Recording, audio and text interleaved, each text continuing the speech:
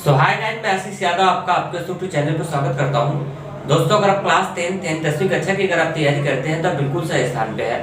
तो चलिए मैं बता दूं कि क्लास किस चीज़ का मैथ का है और यहाँ पे हम आपको फैक्ट अच्छे बताते रहते हैं। और आज भी मैं बताने वाला हूँ। वैसे आज हम लोग तो एक न्यूमेरिकल कर रहे थे सवाल, जो आपका चैप्टर है त्रिकोणमिति के कुछ अनुप्रयोग पे आधारित जो क्वेश्चन होते हैं ना, उनको हम लोग डील कर रहे हैं, जिसको आप बोलते हैं हाइट एंड डिस्टेंस। पहले ऊंचाई और दूरी चलती थी, उसी लेसन की बात कर रहे हैं। तो उसमें से हम कुछ क्वेश्चन आपको बता दिए थे और अब मैं बोर्ड पे आपको बताने वाला हूँ। उसमें से जितने भी क्वेश्चन कॉपी पे बताया था तो उनको भी आप देख लीजिएगा, क्योंकि कॉपी पे सारे के सारे कॉन्सेप्ट में बताया था।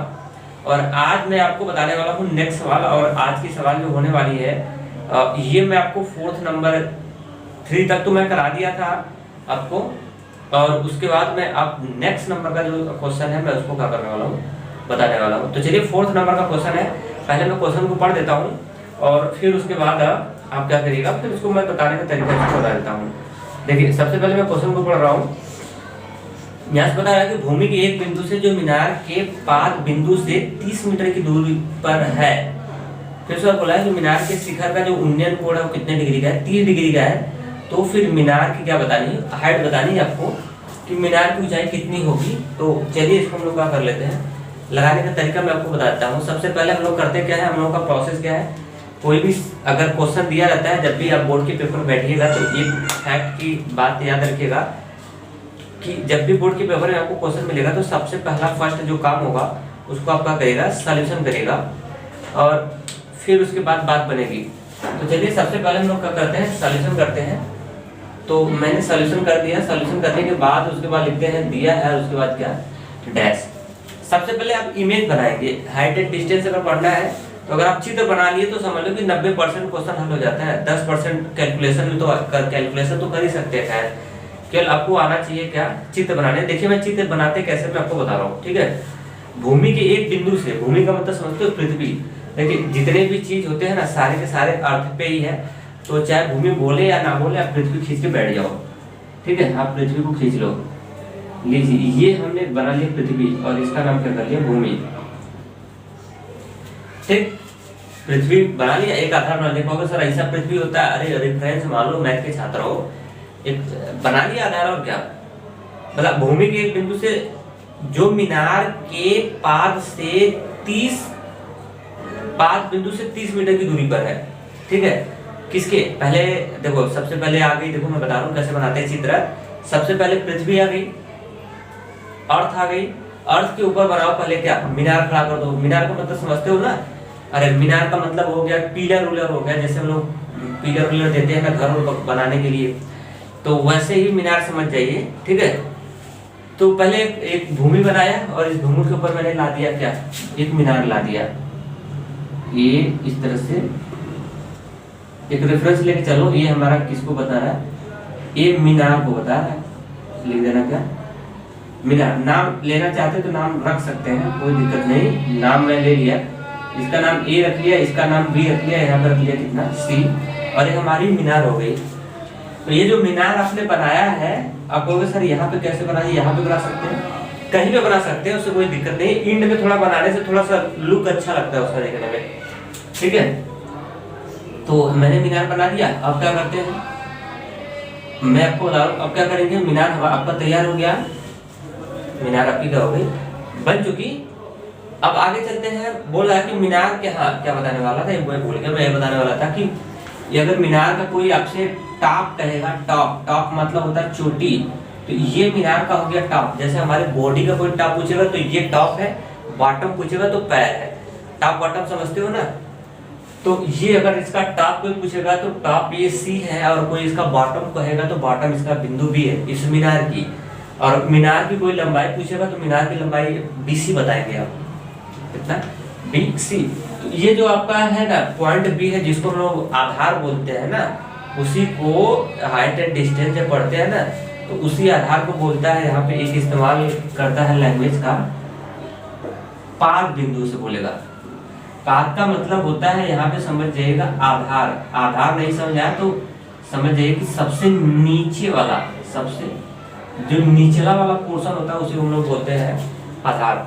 तो आधार मेरे ख्याल से समझ गए होंगे। जैसे हर चीज की मकान बनती है तो उसका नींव डाला जाता है, तो नींव को पात बोलते हैं या फिर आधार बोलते हैं। चीज सब कुछ वही है। तो मेरे ख्याल से ये चीज आपको अच्छे से क्या हो गया होगा, क्लियर हुआ होगा।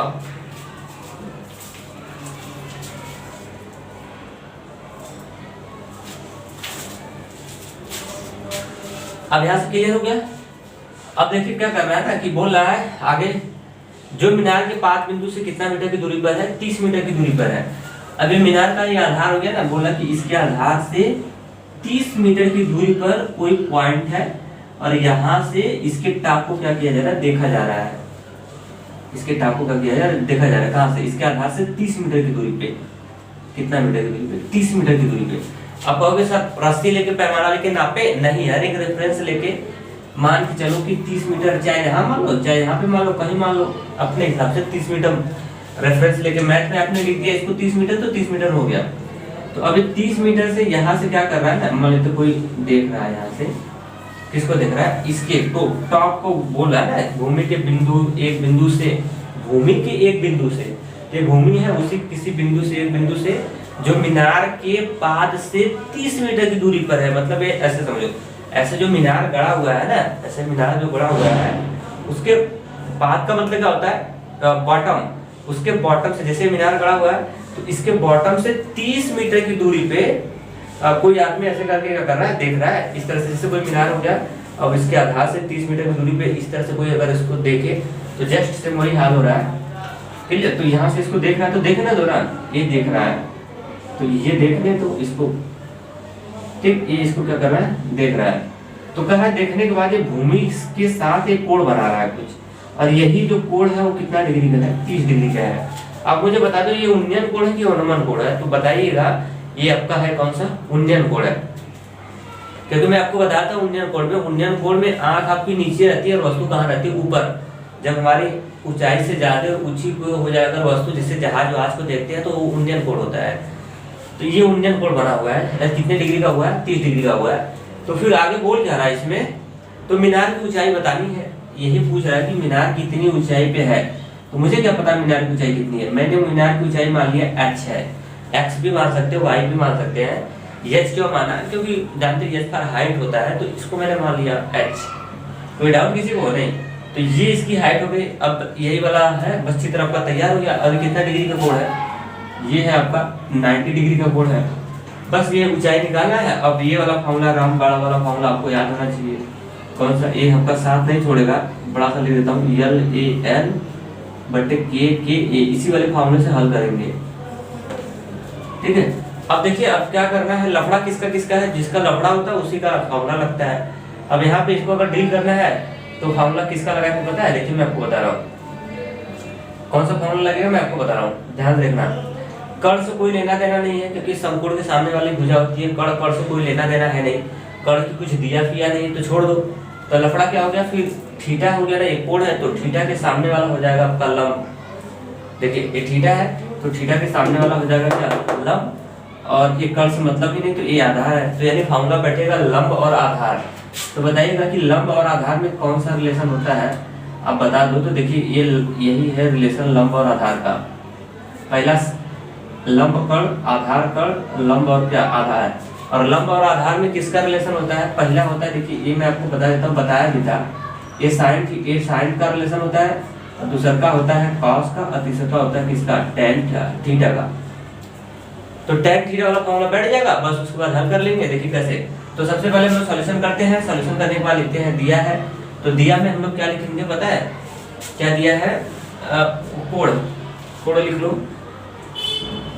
आपको क्या पता है? कोण पता है। कोण लिख लेना है इस तरह से, यहाँ पे लिख लेना क्या? कोण। या फिर ऐसे भी लिख सकते हैं, बना हुआ कोण, बना कोण थीटा। और ये कितना डिग्री का है? 30 डिग्री का है। मार्कर थोड़ा कम चल रहा है, चलो कोई बात नहीं। अब उसके बाद लिख लेंगे कि भूमि के आधार से, अरे सॉरी, मीनार जो है, मीनार के आधार से बिंदु की दूरी, मीनार यहाँ पे ऐसे गड़ा था ना, उसके पाद से आधार से डिस्टेंस कितनी है? 30 मीटर है। तो ये लिख लेंगे। उसके बाद मीनार के आधार से बिंदु की दूरी,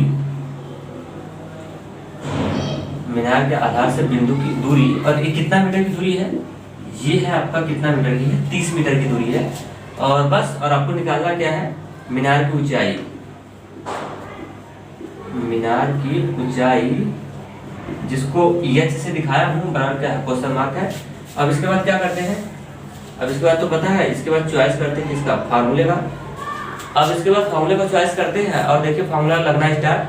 कौन सा फार्मूला इसमें बैठेगा, tan थीटा वाला फार्मूला बैठेगा। तो फार्मूला यहाँ से लगा लेते हैं, और यहाँ पे लिख लेते हैं हम लोग कितना, tan थीटा बराबर, पहले मेन वाला फार्मूला लिखेंगे, लंब बटे क्या हो जाएगा, आधार हो जाएगा।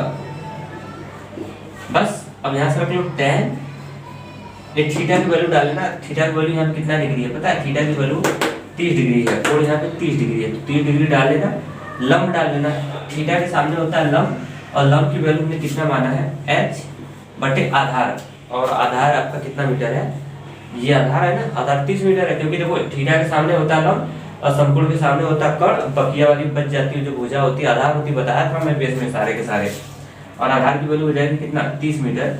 बस थोड़ा सा और कर लो, उसके बाद आंसर मिल जाएगा। अब बताओ tan की की वैल्यू कितनी होती है, 1/3 बराबर h अपान कितना हो गया, 30 डिग्री। साइड में लिख देना कि मार्ट साहब या मार्ट साहिबा जो भी होंगी, लिख देना मार्ट साहिबा, tan 30 डिग्री का जो वैल्यू होता है 1/√3 कितना होता है, 3 होता है।